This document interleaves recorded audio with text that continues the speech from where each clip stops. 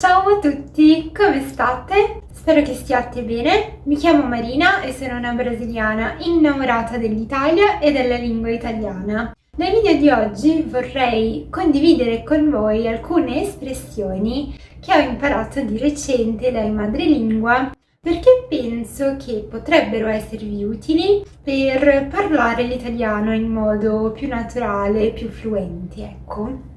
Prima di iniziare vi ricordo di iscrivervi al canale se ancora non l'avete fatto e di attivare la campanella delle notifiche per non perdervi i nuovi video. Vi invito anche a lasciare un mi piace di sostegno a questo mio progetto personale se il video vi piacerà, ovviamente. Allora, detto ciò, bando alle ciance, passiamo subito alla prima espressione di cui vi voglio parlare, che è andare a gonfie vele.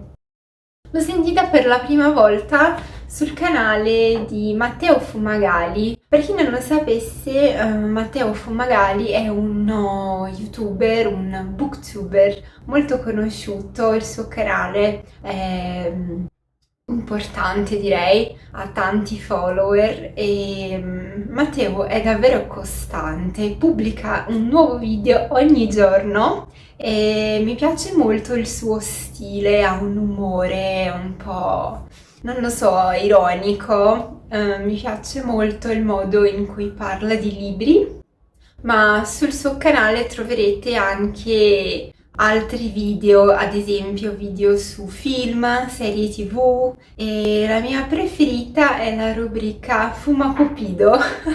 In queste puntate Matteo dà, diciamo, consigli amorosi ai suoi follower. Andare a gonfie vele. Andare a gonfie vele significa con il vento a favore, ottimamente, nei migliori dei modi. Ad esempio, come va il lavoro? A gonfie vele. La seconda espressione di oggi l'ho imparata da una creatrice di contenuti che si chiama Valeria Vedovati. Lei è una giovane svizzera, se non sbaglio è nata e cresciuta a Lugano, ma adesso vive a Milano e ha un canale YouTube.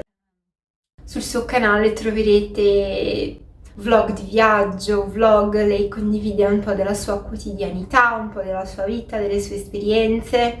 È davvero molto giovane e mi piace molto seguirla proprio per imparare questo lessico più giovanile, no? Lei utilizza alcune parole che io non avevo mai sentito prima. Mi piace il suo contenuto in generale, anche se è molto più piccola di me. Mi piacciono i suoi video e in un suo video in cui ha viaggiato a Tenerife stava parlando del cibo, descrivendo il cibo e ha utilizzato questa espressione che non avevo mai sentito prima. Ha detto: non è che si può fare di tutta l'erba un fascio, cioè non si può generalizzare. Diceva che il cibo era buono, ma non si poteva generalizzare. Bisognava fare attenzione, fare un po' di ricerca prima di entrare in un ristorante e mangiare, ecco. Non è che si può fare di tutta l'erba un fascio. Espressione numero 3: parlare a briglia sciolta. Questa espressione l'ho trovata per la prima volta sul canale di Raffaella, ancora un capitolo.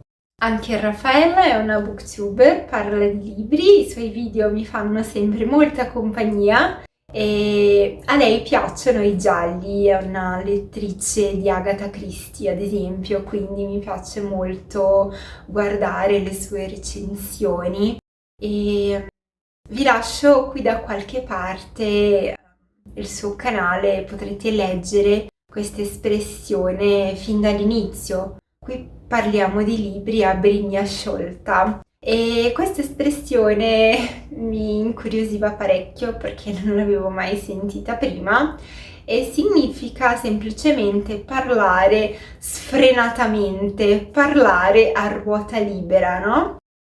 Si può anche cavalcare a briglia sciolta. Sto leggendo Il barone rampante di Italo Calvino e ho trovato questa espressione all'interno del libro che significa cavalcare rapidamente, velocemente. Numero 4, a mani basse. Questa espressione l'ho imparata da Valentina del canale Valentina del 7 perché lei aveva registrato un video e ci aveva fatto vedere 2 template creati da lei e ci aveva chiesto di votare. Avevo lasciato un commento e avevo scelto il template pastelloso e lei mi ha lasciato questa risposta. Mi sa che il template pastelloso vince a mani basse, cioè vince facilmente. Espressione numero 5, anche questa espressione l'ho imparata da Raffaella del canale Ancora un capitolo ed è l'espressione toccare con mano. Toccare con mano significa arrivare a conoscere qualcosa per esperienza diretta. Ad esempio, voglio cogliere questa occasione anche per ringraziare il mondo del volontariato perché in questi anni che faccio il sindaco ho potuto toccare con mano il grande contributo che i volontari danno alla comunità nei momenti di emergenza.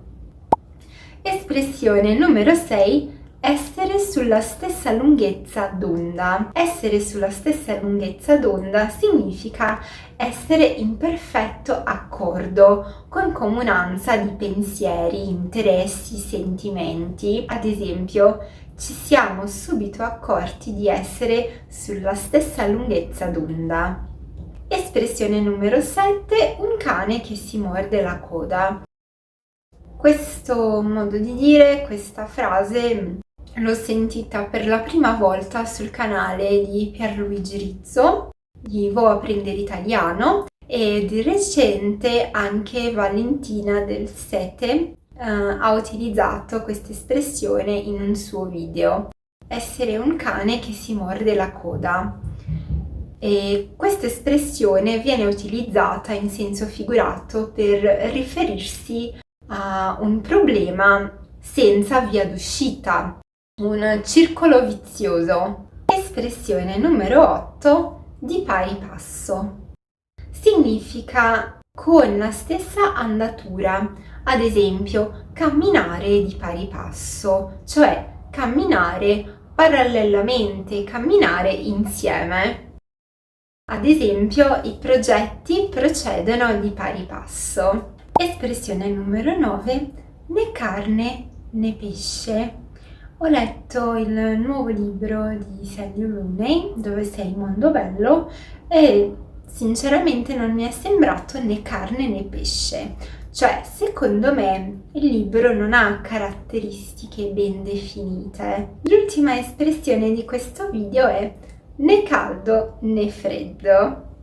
Si tratta di un modo di dire molto usato nell'italiano popolare e significa lasciare del tutto indifferenti, non portare alcuna modifica o alterazione, nemmeno una piccola variazione. Ad esempio, ieri ho guardato un film che non mi ha fatto né caldo né freddo, cioè non ha fatto la differenza nella mia vita, sinceramente.